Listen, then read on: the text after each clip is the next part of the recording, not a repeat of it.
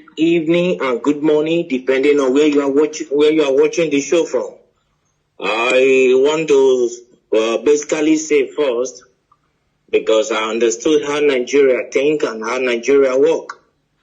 They will come up to say, I have been paid. Please, I want to make it very clear. Hope you are hearing me. I want to make it very clear that I have never been paid and nobody paid me for this. The reason why I decided to come out is because of the life that was lost in Nigeria and so many things that is going on at the same time in Nigeria. Hello, can you hear me? Everybody's hearing you. Go ahead. All right, thank you. First of all, I started doing this on Twitter, but Twitter, they are restricting me. I want to first of all say, you can follow me on Twitter with the name Boris Moro, Boris Moro. Hello? So the whole scenario is that President Muhammadu Buhari, he died on the 19th of February. On the 19th of February, please, those analysts, if you can take notes, take pen and your paper and note these things down. Note them down carefully. I'll be giving a specific things here, specific details right now. Okay, number one, President Muhammadu Buhari died on the 19th of February, the year 2017. He died in Newcastle, in Freeman Hospital, Newcastle. He died as a result of heart problem, heart disease, which the Nigeria presidency failed to disclose. On the 19th of February, I was in London by the special grace of God. I'm a journalist. I work with one of the Nigeria broadcasting station and one of the leading Nigeria broadcasting stations. So I covered the event in London. He died in Freeman Hospital, Newcastle. I was there. I covered the event. Then, you know, Muslim, they don't embalm people. So on the 20th of February, he was flew in to Saudi Arabia where he was buried. I was there live and I covered the event where Aisha Buhari put on white attire.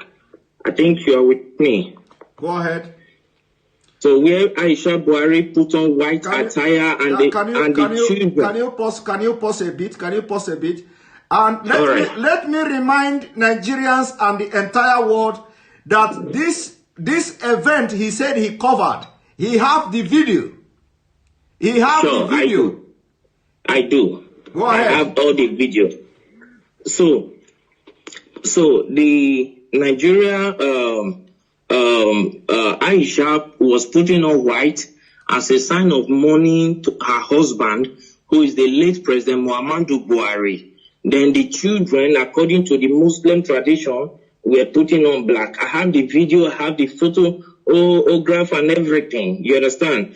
Then on the 23rd of February, I was in Ethiopia as a journalist. I moved around. So I was in Ethiopia where the African Union, the AU, hold a summit, a mini silence for late President Muhammadu Buhari on the 23rd of February, the year 2017. Hold on, please.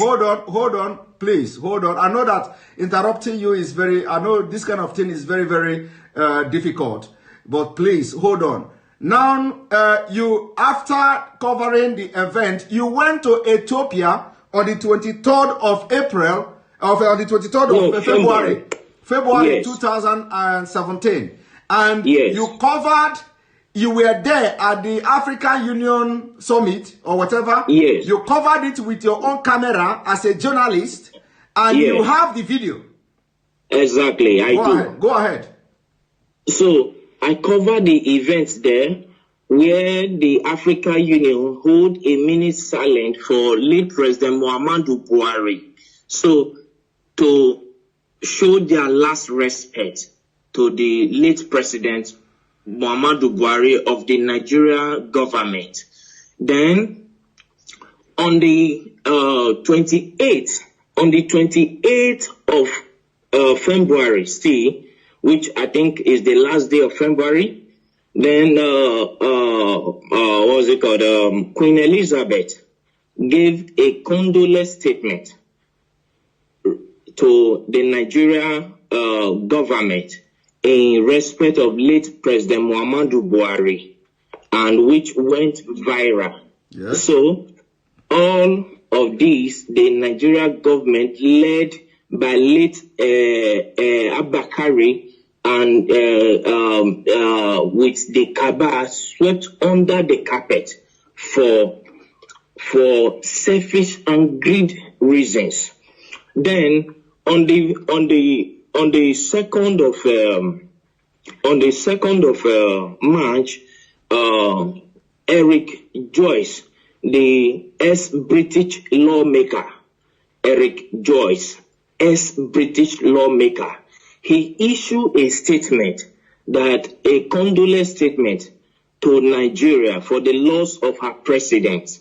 Are you with me, sir? Yes. Then they swept it under carpet, and the man got angry and came out to say that President Muhammadu Buhari is dead. If President Muhammadu Buhari if they think he is lying, that they should come out to challenge him. You understand what I'm saying now? Yes, they should come out to challenge him in the court of law, that he will come out with every evidence to prove that Muhammadu Buhari is dead. As I talk to you since 2017, till this minute, nobody from the Nigerian government all across the nations of the earth came up to challenge Eric Joyce, the ex-British lawmaker. That went by. Then on April 17th, one American journalist by name Mark Smith, he came up to say that the corruption going on in Nigeria is unbearable, that he can only imagine how the Nigerians are surviving in that country, that there is corruption everywhere. You understand? So we just talked over all this. But what actually prompted me to come up to this tonight is, one, the Nigerian youth have been suffering 60 years of independence, 60 years of suffering and smiling, and yet the government is taking them for granted. Now the Nigerian youth, they came up to say, no, enough is enough. We don't need this anymore. Let's put an end to this. All what they could do was to send the military to fire them. If they think maybe I am lying, let Aisha Buhari, the wife of the late President Buhari, come up to tell me that the imposter parading himself as the Buhari is her husband. If I am lying, okay, hold it there. First of all, I want you to tell me, because you are one of the best journalists, but people don't know. Like I said, you don't need to mention your name. You don't also need to mention the Nigeria TV station where you work and all that. So now during the time when this man died, I want you to tell me, what did you do? Like, did you contact anybody in Nigeria, like any prominent politicians, and who is the person and what did you discuss? And can you tell us why, what happened that the Nigerian media didn't carry out the news, including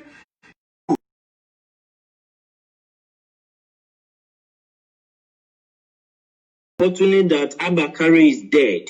Abakari did not die of COVID-19. Coronavirus did not kill him. They masterminded his death.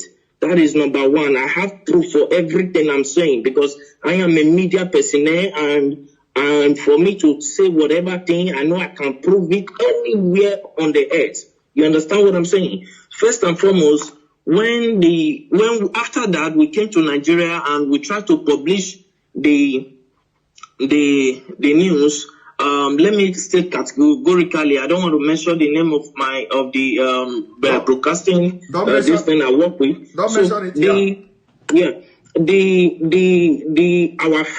Our firm was suspended by the National Broadcasting Commission, NCC, NBC, National Broadcasting Commission, suspended our firm, our broadcasting station from airing because we carried the news. Because they know, they have information that you were there. You were there and you followed everything. So when you came to Nigeria, they suspended your firm. So I'm coming to that, sir. Let's not rush it.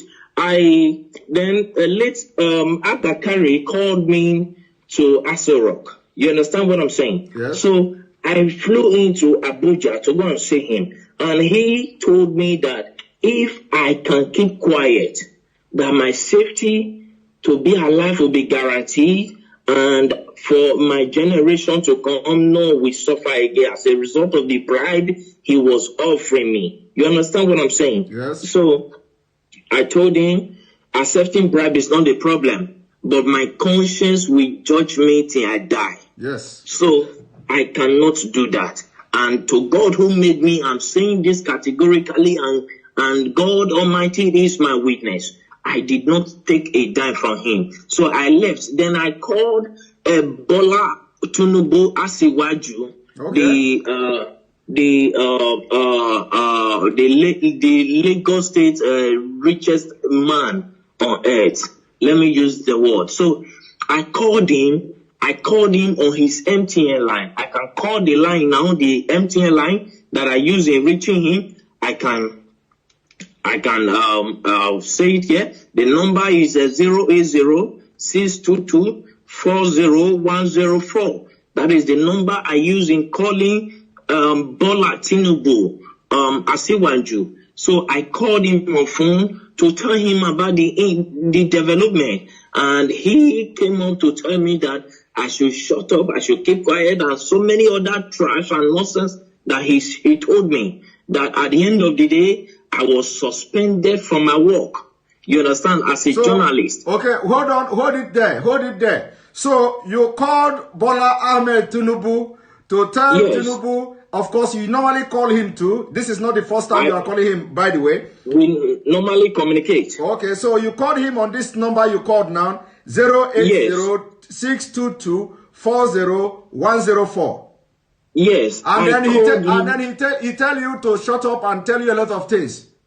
He specifically, I can still remember, I still have the record of that conversation. You understand? Because as a journalist, you keep record of things because years to come you might need it. You understand me? Okay. So I still have the record of that conversation. So when I called him, he told me that Nigeria is not like other countries. That Nigeria aims of affair revolve and must continue to revolve around the cycle. You understand now? He told me that it must continue to revolve around the cycle, that the system of governance in Nigeria is different from every system of governance in the world, on earth, that in Nigeria, transparency is something that they don't toy with, that they try to hide everything, that it's not everything the masses must know. It's not everything the masses, the people of Nigeria must be aware of.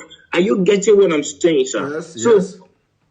So he told me, and he offered me money too. He offered me a bribe. He said, as long as I kept quiet, then I called the vice president too, Yemi Osibanjo. You called the vice president too? Okay. Yes, I have his contact. But for security reasons, I wouldn't want to disclose his contact to the public. You understand what I'm saying? Yes, go but ahead. If you needed one on one, I can give it to. No need. Just go ahead. No need. So I called Professor Yemi Osibanjo. I called him. I went to his office to meet him in Aso Rock in Abuja. So when I got there, and I told him, sir, we understood because I was the one that covered that news. I'm from so place. I introduced myself to him and he welcomed me. He sat me down. I told him this according to the law that I know because my father is in Nigeria. You understand me now? My father is in Nigeria. My mother is from the British. Is from England. So I told him that according to the laws that are known in Nigeria, when the president died, the vice president automatically will become the president. You understand? As a way of moving the country forward. He said that the Nigerian government is not run in that system.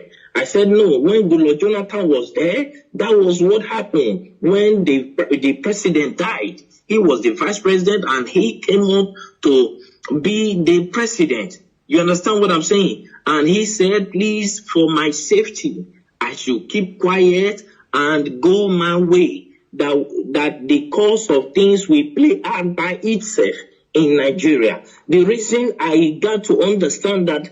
Can you pause a little bit, please? I know that this is very difficult, when I'm, pausing you all the time. So is it that because of the way you have actively trying to air this news was the reason why you were suspended and sacked or something? I wasn't sacked, sir. I was suspended. Okay, you were suspended. Okay. So was it the reason? Was it the reason you were suspended?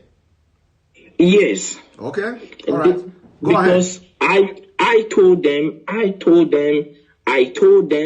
that I will publish it. Then as at that time, I was receiving so many threats. Like seriously, people started threatening my life, threatening me here and there. Then I called, El-Rufai,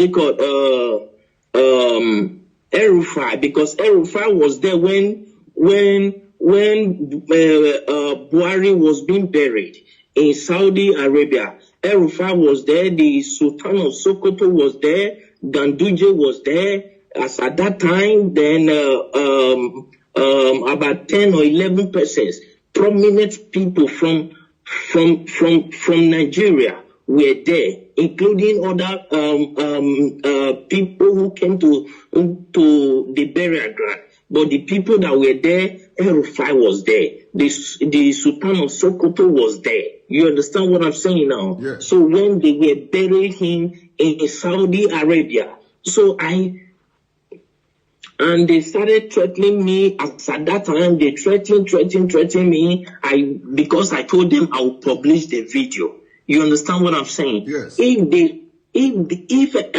I understand that many of them are hearing me right now. I understand that many of them will come up to say it's a lie, nothing like that happened. But if any of them can come up to challenge me that this and this and this I'm saying now never happened, I will be very glad because I will pick it up from there. I will take it to the court, to the International Court of Law. Let Aisha Buhari come up to tell me that the man he's posting as a Buhari is the real Buhari. I will come up with every evidence, including the video of how he was wrapped with the Nigeria flag, yes, with the green, white, green cloth. Okay. I will come up with the video of everything. Okay, let them come out and challenge me. Okay, hold it there. So actually, the video and all these pictures were taken away from you, but you have your own backup as a journalist. I always have backup. All right. I always have backup. Go ahead. Continue. My camera was seized as a journalist. It was seized at the airport in Lagos. Your camera was seized at the airport as you are coming back to Nigeria? Yes, in Lagos. Okay. Till today that I'm talking to you, I have never set my eyes on that camera.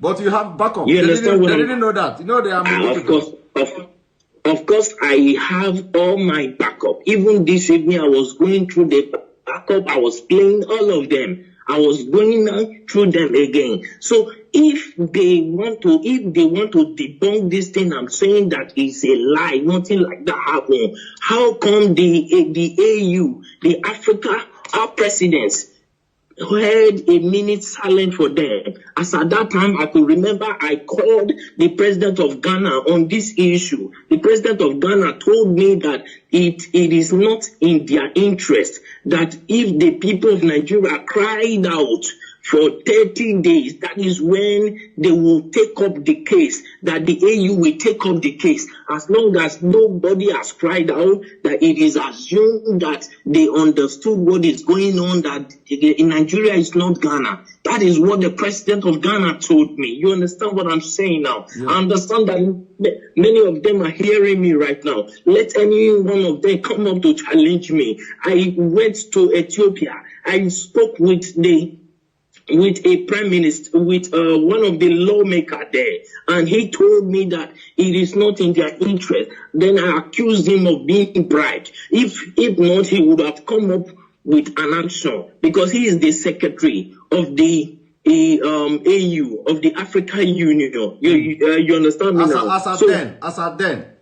Yes, as at that time. So I challenged him. I accused him that they have been offered bribe, and he told me that he has never received any bribe from Nigeria, though many of them are coming with proposal. But whether he later accepted bribe, I don't know. You understand what I'm saying now? But the truth is this: Buhari is long dead in Freeman Hospital in Newcastle in London on the 19th of February, the year 2017. He's dead. Buhari is dead. He was buried in Saudi Arabia. Nobody can tell me that he's still alive.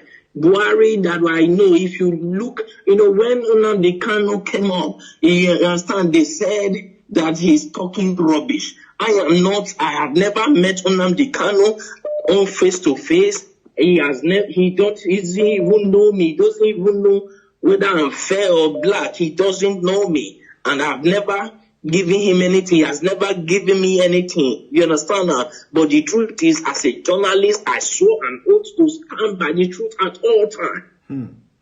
Irrespective of what may be at stake, I swore an oath to God and to humanity. And now you no longer work with this television station, and now because of what is going on in Nigeria, you are ready to shatter the table. If I am not answerable to any Nigerian authority, you understand now? When I was suspended, I was waiting if my suspension would be lifted. I waited for a period of 6 months. My suspension was not lifted. Then I resigned. I sent them my resignation letter. Then I left. I started my own firm by myself. You understand me now? Which I am growing by the special grace of God. You understand what I'm saying now? Then what we do, because a lot of people, of course, a lot of people are demanding that we are not going to discuss here, whether we are going to, how we're going to bring video to start flashing and stuff like that, because we want to be killing them, slowly. So we want to be killing them slowly. It is not going to be boom. So a lot of people are saying we should bring the video, We are not going to respond to that at this point, whether we are going to bring the video or not. But so long as they are following the program, following what we're doing, the videos and evidences will be dropping bit by bit. All right. Thank you very much. The issue is, thank you, sir. Please, I want to say something, sir. Okay, go ahead. Thank you very much. I appreciate you. I appreciate what you are doing, and I appreciate the good people of Nigeria who stood up to say, no, we cannot face this anymore. I appreciate all of you. But one thing we must understand is the spirit of unity has to be strong in the Nigeria youth. You understand what I'm saying? Because any protest that does not last for 30 days cannot draw the attention of the European Union and the African Union.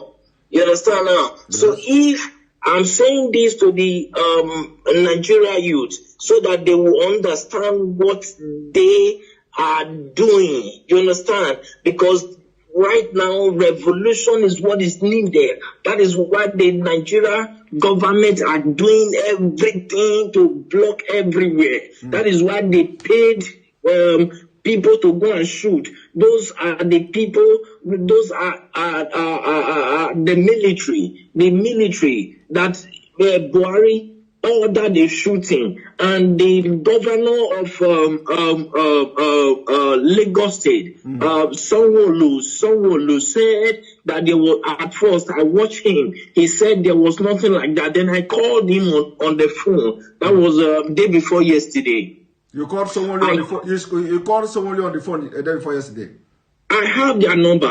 I called him on the phone and I asked him, why are you saying this? It is obvious across the nations of the earth. Why are you saying this? People will come after you. The Nigerian youths that I know, they are calm, but when you toy with their simplicity, they will come after you.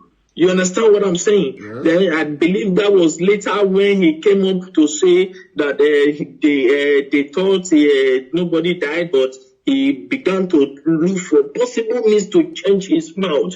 Then I called Bola Asiwaju. Then when I learned that he was in France, I flew into France to go and see him, but I was not allowed to see him in his France mansion. You understand? Then I called him on his phone. His phone was switched off and he couldn't attend to my call. Then I went to his LinkedIn page. Yeah, I went to his LinkedIn page to contact him. And when I contacted him, he told me that he was never the one that ordered the shooting, though he was aware of it. I was asking him, why did you order people to remove that camera? He said he was not the one, that it was the governor Sanwo-Olu that ordered them to remove it. That nobody can remove it except the governor signed it. So the governor of Lagos State, he was aware of what will happen. He was aware that soldiers were going there. He let any of them come up to say this is not true, and I will publish the voice notes, the voice recording through LinkedIn that I communicated with Asiwaju Bola Tinubu. You understand what I'm saying tonight? Yes. Thank you very much. You know, some people will be saying, "Oh, this thing is not adding up." You know, sometimes when you are in the field, the way this Nigeria politicians, the way this Nigeria story goes, you know, sometimes it will go up and go down. Some people may not be, you know, getting the point. Some people may not understand, you know, why would you go to France? Why would you do this? You know, but when a journalist who is like, you know, dealing with all these politicians in Nigeria, and you want to be the person to have the first-hand information of whatever that is happening, and especially when you are out of the game, especially from the Nigeria space, and now you want to be, you want to have first-hand information of what is going on. You know, sometimes when something like this happens, of course, you can fly to anywhere just to get the information and get the first-hand information, you know, to have it in your own space. But anyway, sure. I must thank you very much. This is the first time you are talking to anybody about this. Yes. This is the first time ever you are talking to anybody about this. We are going to continue our discussion. It is not going to be online. It is not going to be live. I will now allow you to go, and we'll continue from here. Thank you very much for being part of this program. I really appreciate you.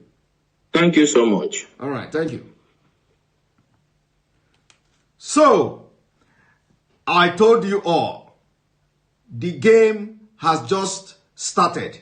The game has just begun. Now, I want you to listen to this.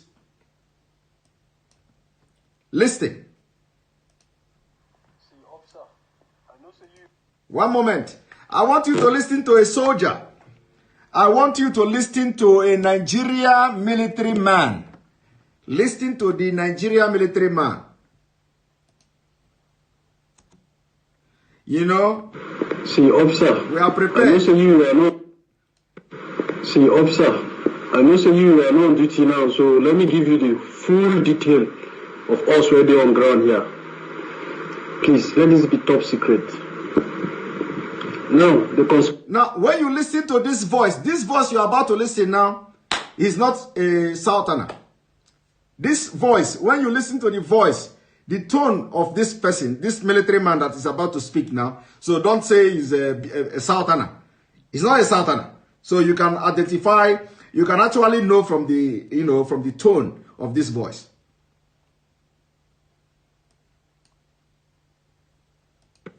See, officer, I know say you are not on duty now, so let me give you the full detail of us where they on ground here.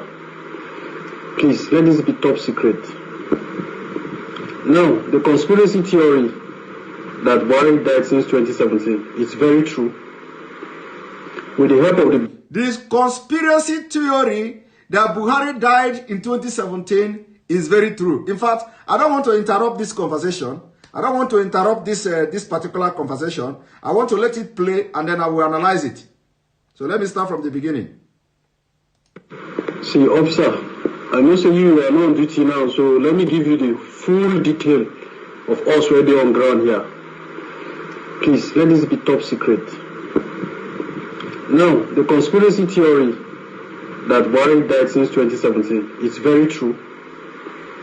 With the help of the British and our cabals, they were able to get a replacement. They did some clones on that guy and made him look like the president and have been controlling him on what to say. That guy is just the puppet. That Jibrin guy is just the puppet. Buhari has been dead long ago. Now everything has casted. The Jibrin guy, when this incident of this protest happened, normally he's the president of Nigeria now. They flew him out, blah, blah, blah, to see the queen. As this guy got to the queen, he went and told them, he said, I know if you do this thing again, you don't cast.